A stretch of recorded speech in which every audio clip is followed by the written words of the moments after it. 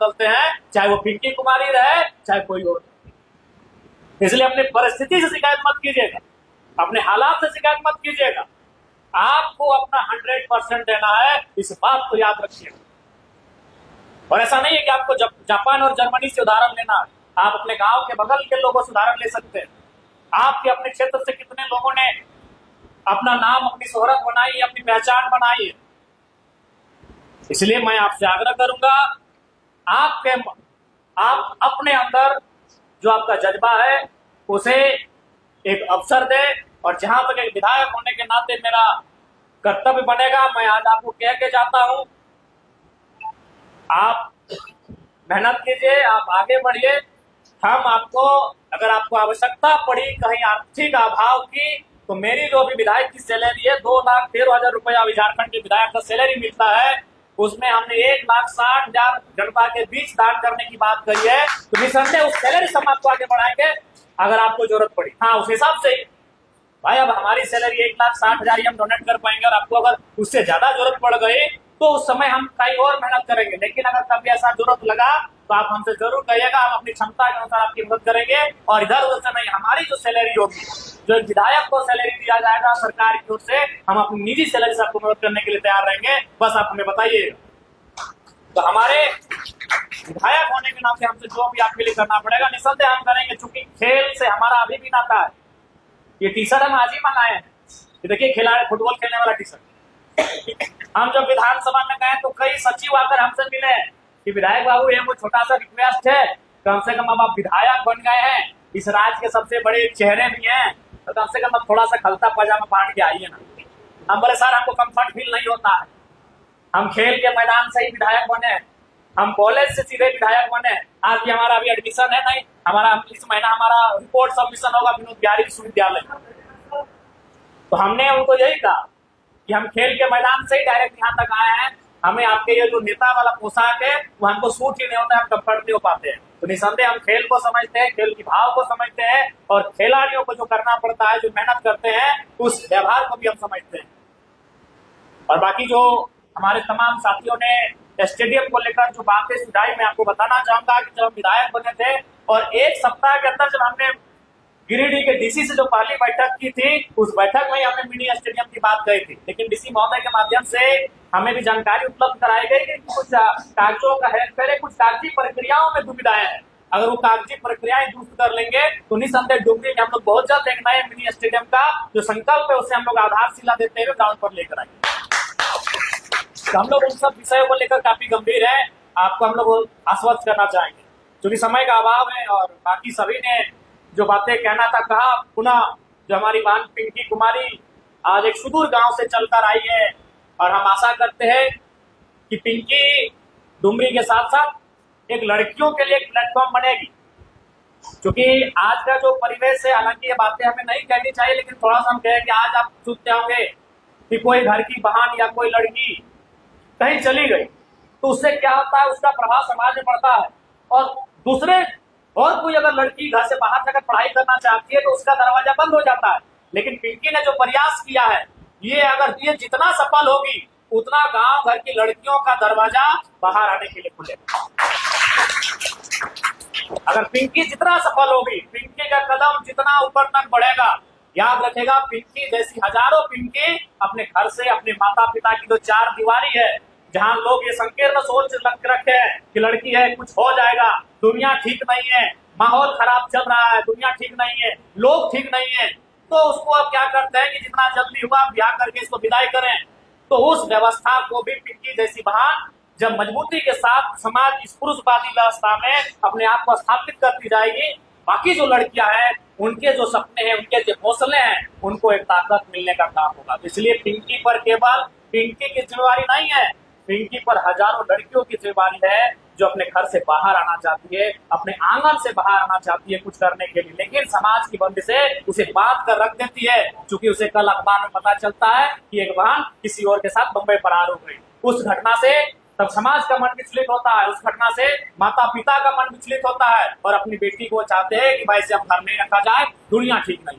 तो स्थिति को, उस आचरण को, उस व्यवहार को भी पिंकी जैसी बहनें जो बैठी हैं ये बदलने का काम करेंगी। इनके लिए हम आपको शुभकामनाएं देते हैं कि आप मजबूती के साथ अपने लक्ष्य को निर्धारित करके आगे बढ़िए। आपके व्यवहार के साथ, आपके कार्यों के साथ, आपके कदमों के साथ हजारों बहनों के कदम ताल हैं, इस बात को आप लोग याद रखिएगा। पुनः आज के इस सम्मान समारोह में, आज इस विदाई समारोह में, विदाई यानी आज को हम बड़े स्तर के लिए विदाई दे रहे हैं। इस कार्यक्रम में उपस्थित सभी आगंतुकों, माननीय सदस्यों, सम्मानित जनप्रतिनिधिगणों, इस अकादमी के तमाम ट्रेनर, जिनके माध्यम से आज डुमरी जैसे सुदूरवर्ती ग्रामीण क्षेत्रों में यहाँ की युवतियां, यहाँ के नौजवान आंखों में बड़े सपने संजो रहे हैं, आप सभी को धन्यवाद देते हैं। पुनः आज के इस कार्यक्रम में पिंकी बहन के उज्जवल भविष्य की कामना करते हैं। और निसंदेह पिंकी, जहाँ आपको आवश्यकता पड़े, आप अभी दूसरे प्रदेश में जा रहे हैं ना, उस दूसरे प्रदेश में आसाम में जा रहे हैं। आसाम में आपको लगे, वहाँ कोई भी असुविधा लगे या फिर आपको कहीं भी आर्थिक अभाव लगे, आप बेशक हमें फोन कीजिएगा। आपका फोन कटने के आधा घंटे के बाद हमारी हैसियत के अनुसार आपको सहयोग आसाम पहुंच जाएगा। जो हमारी क्षमता है, जो हमारी हैसियत है, क्योंकि हम ऐसा सपना नहीं दिखा पाएंगे जिसको हम पूरा करने में आपका सहयोग ना कर सके, लेकिन हम जितना कर सके उस बात को डंके की चोट पर कहते हैं। आपको लगे हमारी जरूरत, आपको वहाँ कोई खेल के सामान की आवश्यकता पड़े और आपको पैसे घट जाए, आपको हॉस्टल में रहने के लिए अगर पैसे घट जाए, आपको खान पान का सामग्री लेने में पैसे घट जाए, आप निसंदेह याद रखिएगा, आपका फोन कटेगा। और ऐसा नहीं कि तुरंत आधा घंटा समय लगेगा, क्योंकि हम भी फोन पे नहीं चलाते हैं। आपको वहाँ ट्रांजेक्शन हमको फोन पे से करना होगा।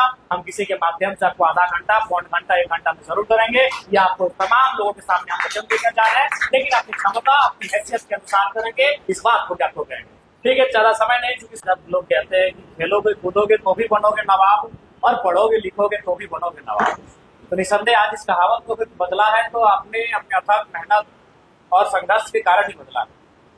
और यही नहीं, जब विधानसभा का सत्र था तो आपको याद होगा जिस दिन खेल विभाग के बजट पे चर्चा हो रही थी, हम एकमात्र विधायक थे जिन्होंने विधानसभा के पटल पर इस मांग को भी किया था कि जो हमारे खेलने वाले युवा हैं, युवतियां हैं, उनको कम से कम इस राज्य में भी पड़ोसी राज्यों के तर्ज पर इंस्पेक्टर बनाया जाए, डीएसपी बनाया जाए। बाकी जो राज्य है वहां अगर कोई बढ़िया स्टेट लेवल का खिलाड़ी आता है, देश लेवल का खिलाड़ी आता है, तो उन्हें राज्य की जो सरकार है डीएसपी बनाती है, किसी को इंस्पेक्टर बनाती है, लेकिन हमारे यहाँ मात्र एक हवलदार बनाती है। तो मैंने विधानसभा में ये सवाल भी उठाया था, सरकार से मैंने आग्रह भी किया था कि जो खेलने वाले खिलाड़ी हैं उनको प्रोत्साहित कीजिए, उन्हें पॉलिसी बनाइए। हमने 2-3 खिलाड़ियों का उदाहरण दिया था कि झारखंड की मिट्टी में खिलाड़ियों की कमी नहीं है। मैंने तो निसंदेह आज वैसे भी कहावत है, अभी सबने बताया कि जो पिंकी का गांव है वो अभाव में, तो उसका गांव, उसकी सुविधाएं नहीं होने के कारण ही पिंकी आज यहाँ तक आई। अगर इसके गांव में सुविधा होती, इसके गांव में अगर चीजों को हम प्राप्त कर लेती, तो हमें लगता है वो यहाँ तक नहीं आ पाती।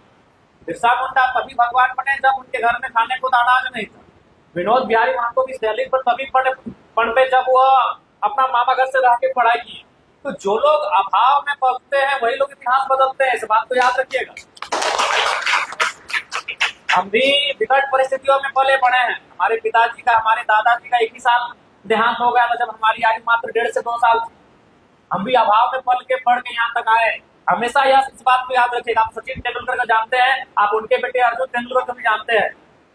क्या सुविधा मिली होगी आपको भी मालूम है, लेकिन आज जो वैभव सूर्यवंशी ने जो कमाल किया, अर्जुन तेंदुलकर 4 बार भी जन्म लेगा तो नहीं कर सकता। स्वभाव में कभी काम नहीं होता। क्या बच्चों में से याद रखिएगा, जो लोग अभाव में पलते हैं, जो लोग अभाव में बढ़ते हैं, वही इतिहास बदलते हैं। सुनील गावस्कर के बेटे रोहन गावस्कर को हमने देखा, 2 क्रिकेट मैच खेले, टाइम फिक्स हो गया, वो सुनील गावस्कर के बेटे थे। सचिन से पहले अगर भारत में किसी को जाना जाता था तो सुनील गावस्कर को जाना जाता था। आज सचिन का बेटा खेले लेकिन कुछ नहीं कर पाए, क्योंकि वो स्वभाव में पले थे। क्या उनके पास कोई फैसिलिटी की कमी थी? वो चाहते तो अपने छत में ग्राउंड बना सकते थे, हर प्रकार की सुविधा को अपने छत में ला सकते थे। अब वो सचिन के बेटे थे। लेकिन आज कमाल किसने दिखाया? एक 14 साल के लड़के वैभव सूर्यवंशी ने 35 गेंदें सेंचुरी मार के दिखाई। तो इसलिए अगर आप अभाव में पलते हैं तो शिकायत मत कीजिए, वो अभाव ही आपको मेहनत कराएगा। आज भी आप पता कर लीजिए, मैं जिस समाज से आता हूं, मैं अपनी बात करता हूं। हमारे समाज से जितने लोगों ने टाटा में सर्विस किया था, बीसीसीएल में सर्विस किया था, 1% उनके बेटे जॉब नहीं करते, क्योंकि उन्होंने देखा कि हमारे पिताजी सर्विस कर रहे हैं। हमारे तो कई साथी ऐसे हैं जिनका पॉलिटेक्निक में सिलेक्शन हुआ था, सैलरी था 22,000, बोला पप्पा ये 48,000 महीना 22,000 सैलरी कर। तो याद रखिएगा, स्वभाव में इतिहास बदलने वाला